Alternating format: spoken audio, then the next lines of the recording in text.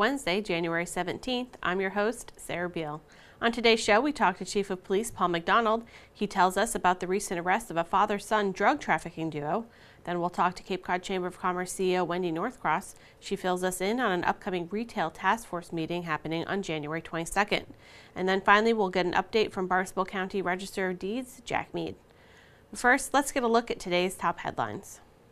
The Town of Barnstable Public Health Division will hold a flu clinic at the Hyannis Youth and Community Center this Thursday. This clinic is open to all town residents and the fee is just $3. The clinic will be held Thursday, January 18th from 9:30 a.m. to 11:30 a.m. Consent forms are available at the Barnstable Public Health Division office at 200 Main Street and the Barnstable Senior Center. For more information, please call the Town of Barnstable Public Health Division at 508-862-4644. The Town of Barnstable Building Department has announced a recent policy change concerning the existing temporary signs on public property ordinance. The department has reviewed and updated guidelines as a result of the public's expressed desire to maintain the quiet dignity and decorum of our memorial sites, as well as to address safety concerns regarding motor vehicle traffic line of sight.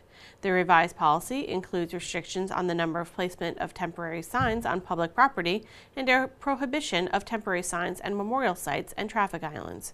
As always, applicants seeking to install signs on public property will need to register their event with the building department prior to placement of signage. Forms are available and may be obtained at the building department located at the 200 Main Street offices. Staff is available to answer questions or to assist applicants with the registration process and can be reached at 508-862-4038. The Marine and Environmental Affairs Division will be holding a commercial shellfish permit lottery. The lottery will be held on February 1st. New commercial shellfishing permits may be issued at the rate of one new permit for every one non-renewed permit or permit that is void as the result of other causes.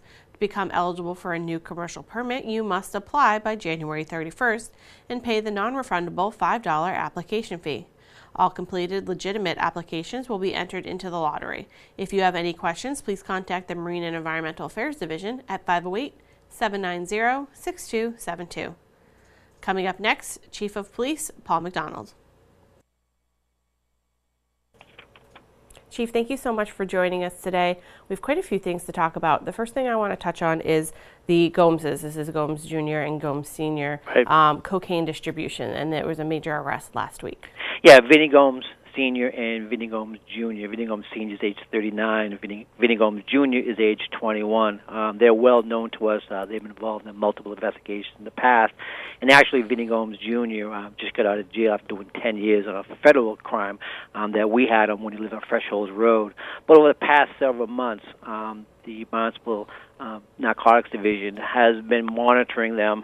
They moved from Fresh Hills Road area down to New Bedford area, and they've been making daily trips for the past several months, working with New Bedford Task Force and our detective division. We were able to monitor it, and during the course of the last several months, we were able to make several undercover purchases.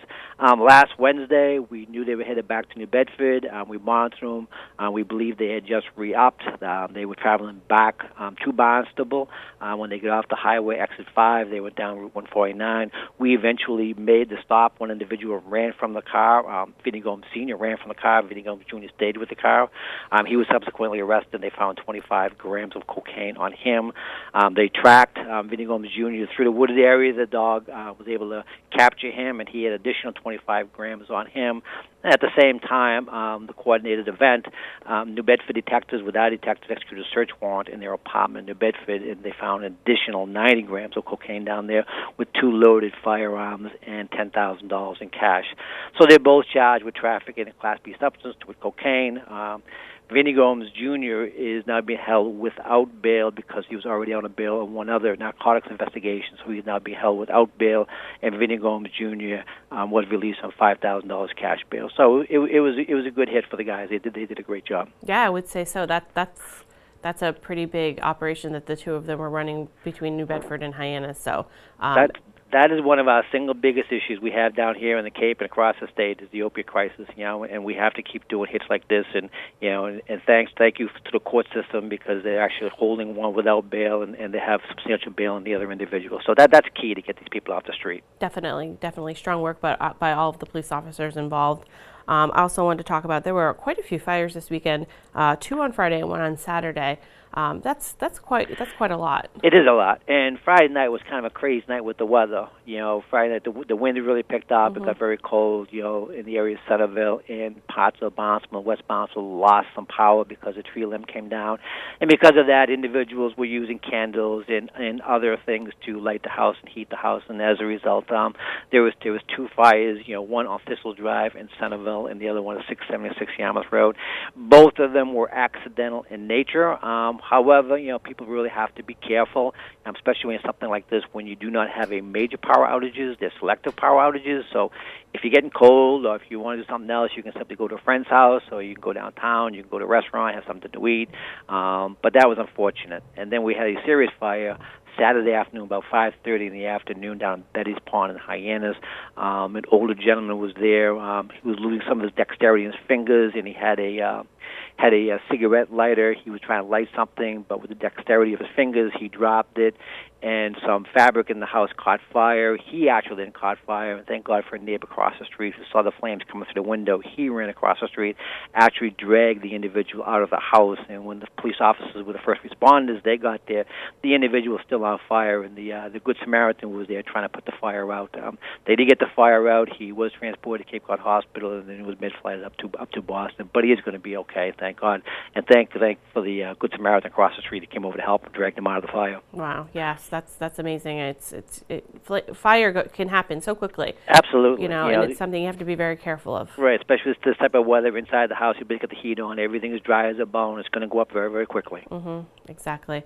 We also want to talk about, we've been having some actual winter weather lately. Yes. It pretty much snowed all day on Monday, and we're going to have some more snow later in this week, and that can cause quite a few. There was a couple of accidents, from some of the weather that we've been having lately. Right, there's a ton of accidents. Yesterday along Route 149, we had a little bit of snow, a little bit of rain, a little bit of moisture. Then it got cold, and Route 149 became a sheet of ice. And we had 3 or 4 car accidents in a matter of 45 minutes. When you have weather conditions, people have to understand that they simply cannot drive the car as they do in the summer months or in the good weather. I know it's common sense, but you have to slow down, drive cautiously, leave some extra distance between the car in front of you. Whatever you do not tailgate, and everybody will be fine. If the roads are bad and the snow plows are out, we ask everybody to stay off the roads. We do that for a reason. Stay off the roads so plows can do their job. If the road gets hard packed to get the ice on it, it's going to be treacherous driving. Right, exactly. Everyone just needs to kind of slow down, take it easy. You'll get there, and it's better to get there in one piece. That's right. That's because everything's going to slow you down. You get in a car accident, now it's going to take a couple of hours before you get there. Exactly. Thank you, Chief, so much for joining us today. I really appreciate it, and look forward to chatting with you again next week. Good talking to you. Thank you. Bye-bye. Bye. My guest today is Barnstable Police Chief Paul McDonald. Coming up, we'll check in with Barnstable County Register of Deeds, Jack Mead. But first, we catch up with Cape Cod Chamber of Commerce CEO, Wendy Northcross. Wendy, thank you so much for joining us today. It's been a while since you've been on the show, so welcome back. We have a few things that we want to chat about today. The first thing is this retail task force that Senators Julian Cyr and Vinnie DiMacedo are working on. What can you tell us about this retail task force? So, yes, it's great to be back. Thanks for having me, Sarah. Thank you. The state Senate has created a task force that they are moving meetings around the state to talk to different retail businesses and communities about changes perhaps in law or taxing policy that might help or hurt the retail industry. And we're very excited that they are coming to Cape Cod, and they're going to spend the entire day on the 22nd of January, the entire Monday next week, talking to people and listening. And I think it's important for your viewers to know about it because they can participate if they'd like to. That's wonderful.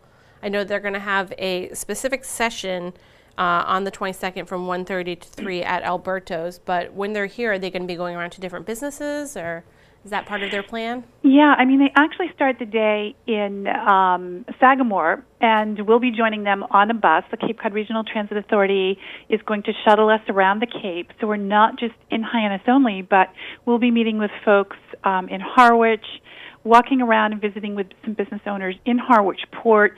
Then we come into Hyannis for a listening session where the public is invited to come and meet with them at Alberto's in their meeting room in the back of the restaurant, and then they'll head back to Sagamore. We've also put some key people on the bus that will be talking to them the whole day, with folks that operate retail establishments. Amanda Converse from Shift in the West End of Main Street will be on the bus.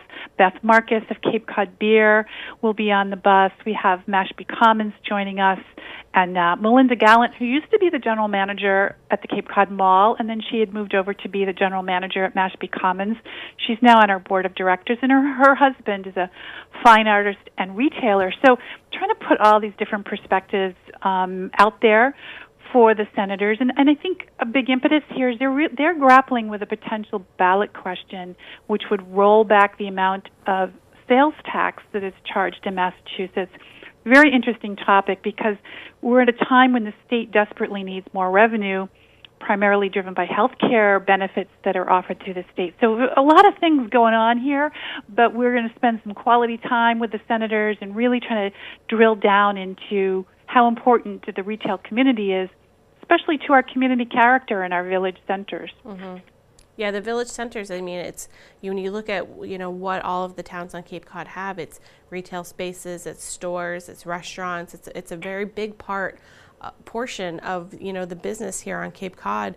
And, some of these places are only open in the summer season, and some are year round. And so they might have differing, things that they're working on to try to make their businesses better. So I think this is a wonderful opportunity. And it's the group of people you have that will be riding on the bus with you. I mean, they're the people that are, in the trenches. They're the ones doing the work. So I think that's wonderful. And hopefully they'll be able to take a lot away from the day. Definitely. So I just want people to remember, if they want to participate and share their thoughts, they can join us at Alberto's Restaurant on Main Street in Hyannis at 360 Main Street at 1:30 in the afternoon. Great, wonderful, and that's on January 22nd.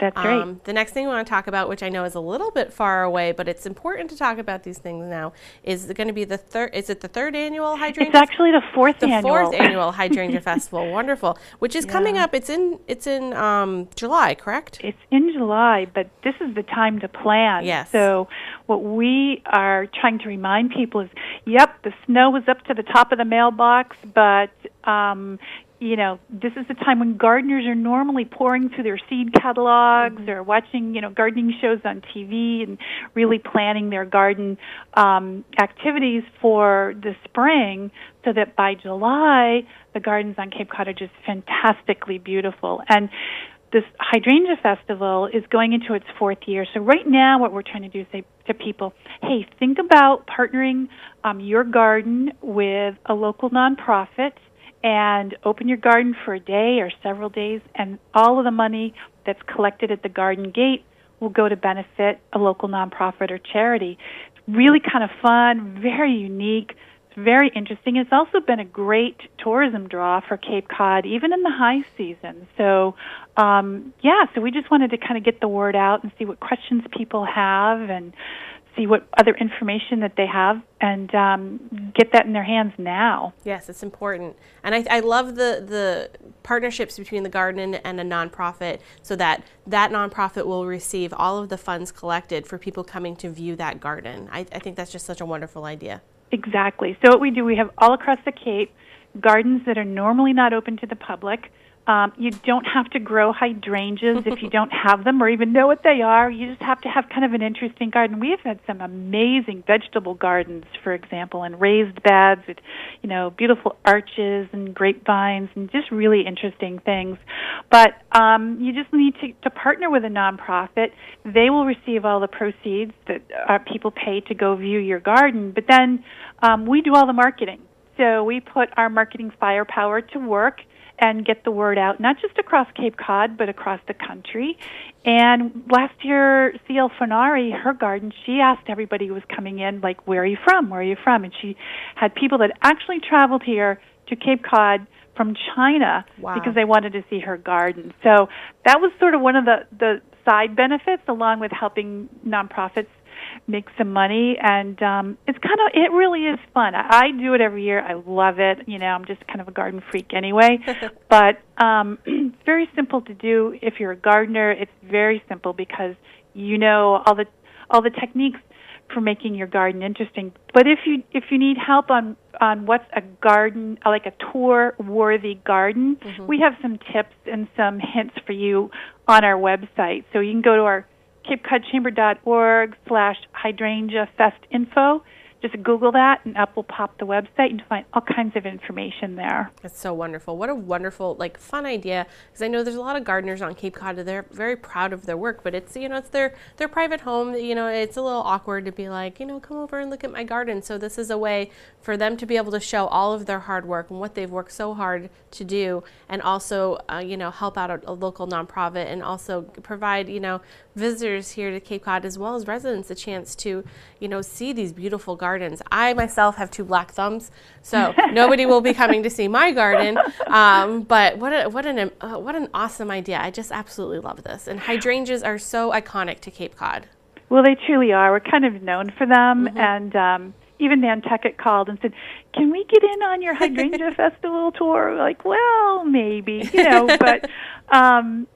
So you're the perfect person to take the tour, because then you'll get inspired and you'll learn some things. And, as we go along further in the year, I'll share some more tidbits. We're getting some really exciting new sponsors this year, and we always try to pair up some fun activities, including a cocktail trail. But as we go along, I'll be sharing some more of the special activities that will be happening in 2018 in July, and just so people will definitely put it on their calendars.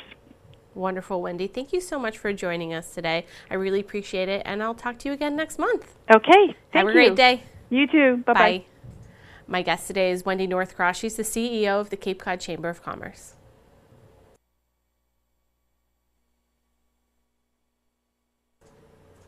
Jack, thank you so much for joining us today.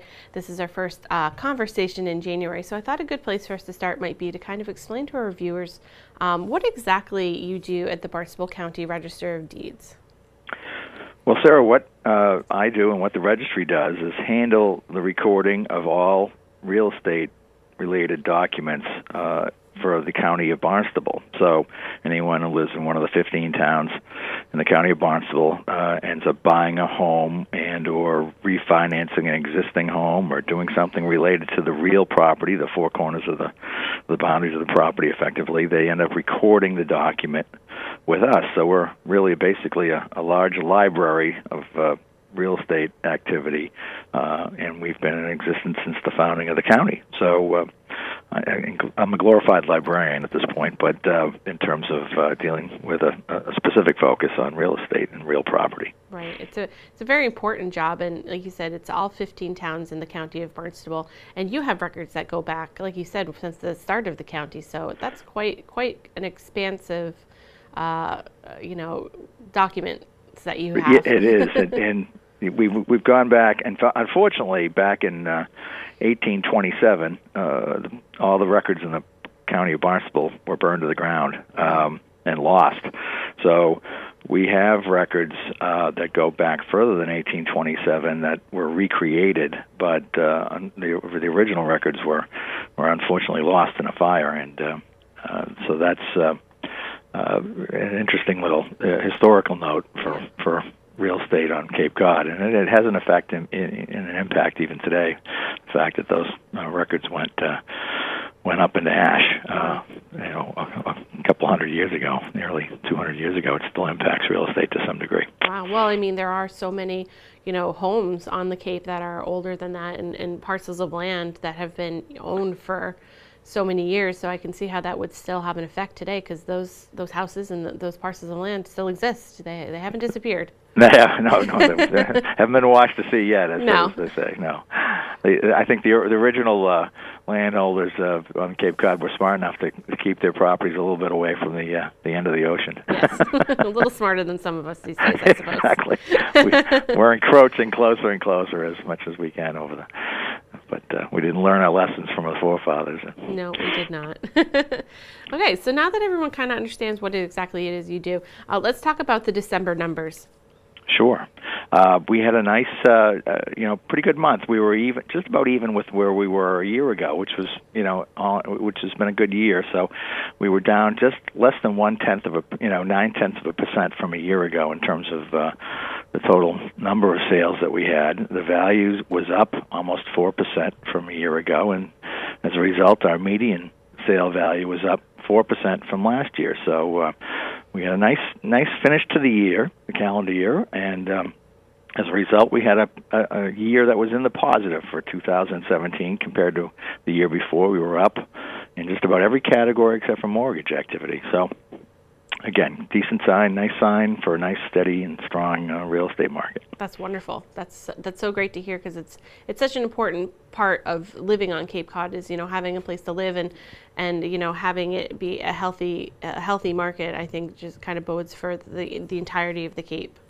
Absolutely. I mean, we have a lot of real estate connections, and the turnover of property, and just the consistency and activity leads to a lot of industry. Obviously, we have a great second home market here. Almost half of the sales are for second homeowners, and those folks are coming in and helping our tax base, for one, but two, they're also employing contractors and realtors and various other folks associated with real estate, and then they're bringing their business down in the summertime for all our restaurants, et cetera. So it's just it's a key factor, and when things slow down the real estate market, we definitely feel it, significantly across the Cape. So it's nice to have a consistent, and we've been able to have that in the last few years. We've started to see a nice, coming from a not good, a roller coaster ride, which we were down at the bottom for a while there, and now we've been last 5-6 years we've been slowly working our way back up, and